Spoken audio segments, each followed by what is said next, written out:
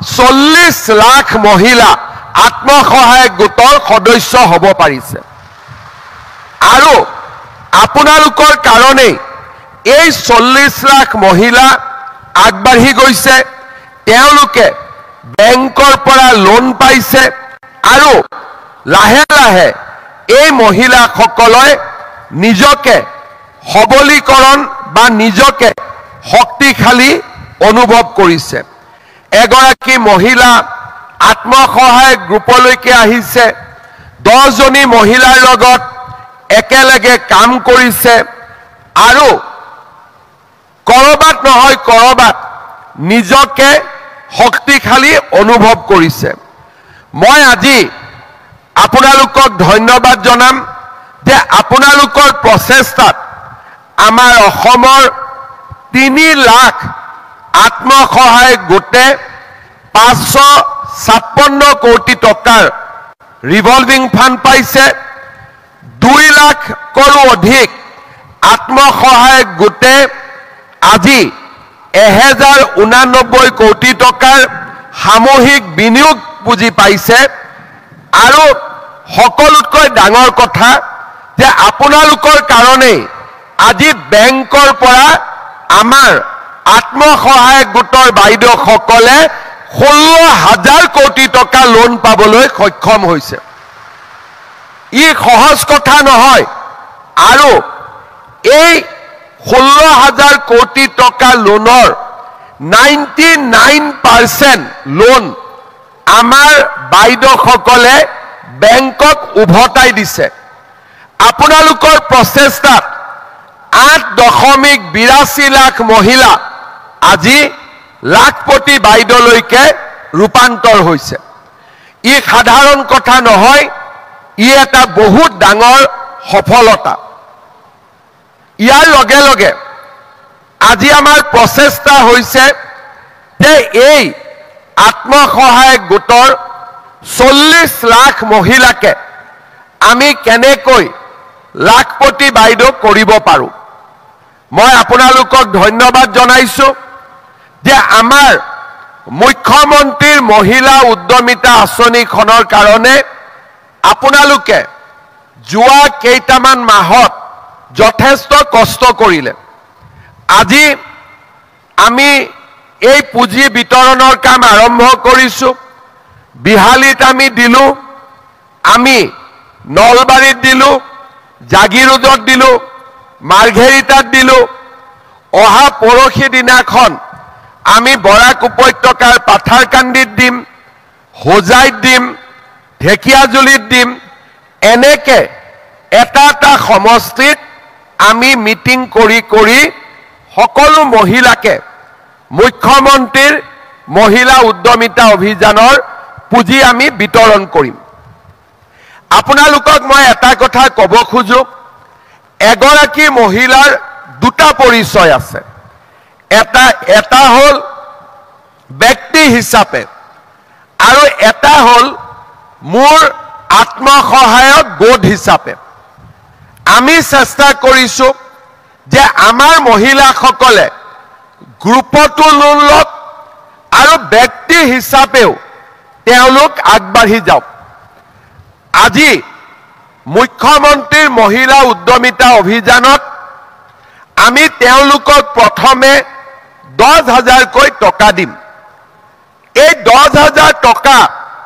আমি যদি 1 লাখ কৰো গ্ৰুপত 1 লাখ হয় গ্ৰুপৰো নামত টকাটো ব্যৱহাৰ কৰিব পাৰো বা আমি 10,000 টকা ব্যক্তিগতভাৱেও আমি ব্যৱসায়ত লগাব পাৰো অহা বছৰ এই মহিলাসকলক আমি 25,000 টকা আমি দিম কিমান দিম 25,000 টকা দিম ইয়াৰ 12,500 আমি বেংকৰ পৰা দিম 12,500 চৰকাৰে ৰাজ সাহায্য হিচাপে দিব আৰু এই লোনত কোনো সুদ নাথাকে তাৰ মানে 12,500 চৰকাৰে দিলে ফ্ৰী আৰু 12,500 বেংকে দিলে আৰু 12,500 টকাৰ যিটো লোন তাৰ যিটো সুদ হ'ব সুদটো চৰকাৰে দিব, অৰ্থাৎ মহিলাসকলে দিব নালাগে। জীৱিকা সখী বাইদেউসকলে কিমান পাব? এইবাৰ পাইছে 15,000 আৰু অহাবাৰ জীৱিকা সখী বাইদেউসকলে পাব 40,000। এই 40,000-ৰ 20,000 বেংকৰ লোন হ'ব, 20,000 আমি দিম আৰু 1 টকাৰো সুদ আপোনালোকে দিব নালাগে। তাৰ মানে আমি জীৱিকা সখী বাইদেউ আৰু গ্ৰুপ আৰু ব্যক্তিগতভাৱে আইসকল সকলোকে আমি আগবঢ়াই নিব খুজিছো। কিন্তু মই এটা কথা আপোনালোকক কম, আমাৰ 19,000 সখী আছে, জীৱিকা সখী, বেংক সখী, পশু সখী গোটেই মিলি।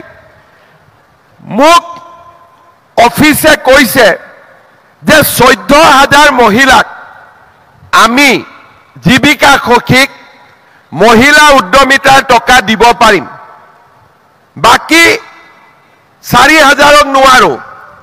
মই ক'লো কিয় নোৱাৰে? বোলে নহয় তেওঁলোকৰ বাচ্চা 3টাতকৈ বেছি আছে। আছে নেকি কাৰোবাৰ 3টাতকৈ বেছি? এতিয়াতো কাৰ কাৰ আছে ক'লেও হাতটো নুঠাব নে উঠাব? উঠাব নেকি হাতখন? কাৰ কাৰ নাই হাত উঠাওক 3টাতকৈ বেছি। সেইটোত চবে হাত উঠাইছে, ঠিক আছে। এতিয়া মই এটা কথা ক'ব খোজো, যাৰ হৈ গ'ল তাতো হৈ গ'ল, মই ক'ব নোখোজো। আল্লাহ দিছে দিছে, সেইটোত মোৰ ক'বলগীয়া একো নাই, দি দিলে, ঠিক আছে। কিন্তু আমাৰ জীৱিকা সখী, বেংক সখী, পশু সখী, আমাৰ বাইদেউসকল হ'ল সমাজৰ এটা আদৰ্শ। যদি আমাৰ কথা আমাৰ হাজবেণ্ডে নুশুনে, আমি বেলেগক কেনেকে বুজাম? পাৰিম জানো বুজাব? সেইকাৰণে মই বিচাৰো যে হিন্দু হওক মুছলমান হওক, আমাৰ জীৱিকা সখী বাইদেউসকল ঘৰতো মূলা গাভৰু হ'ব লাগে।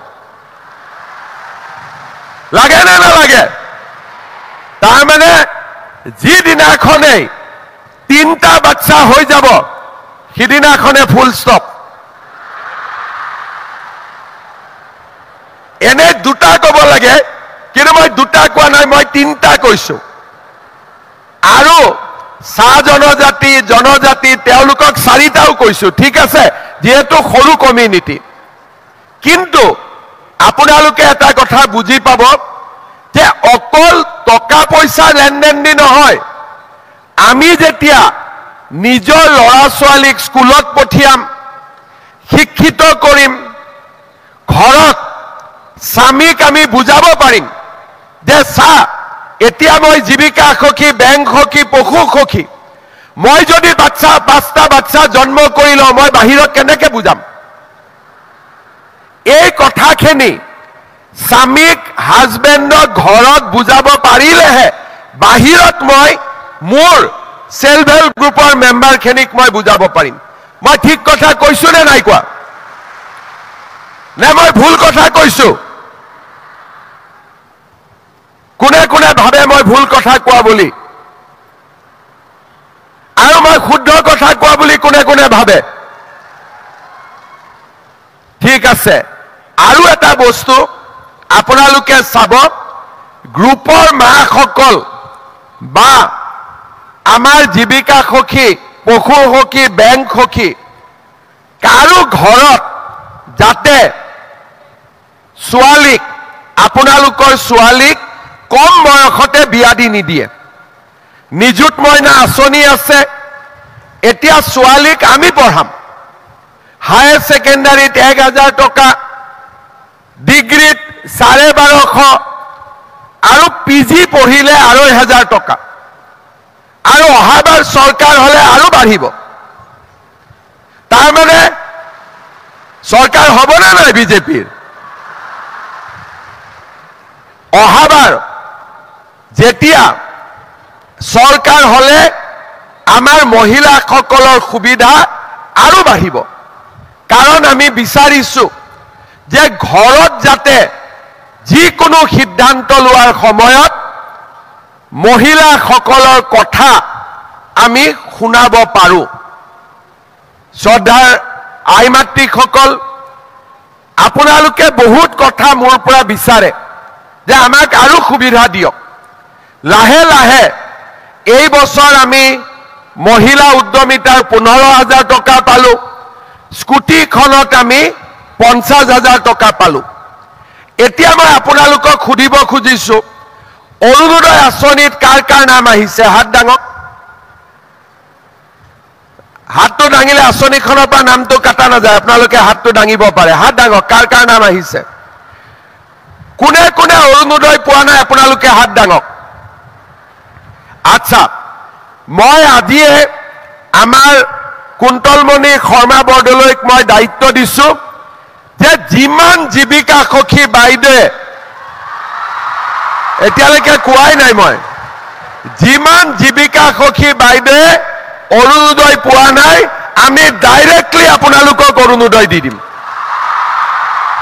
হ'ব এতিয়া 1250 টকা তেতিয়া মাহত পাই থাকিব আৰু গ্যাস কিনিলে আৰু 250 টকা পাব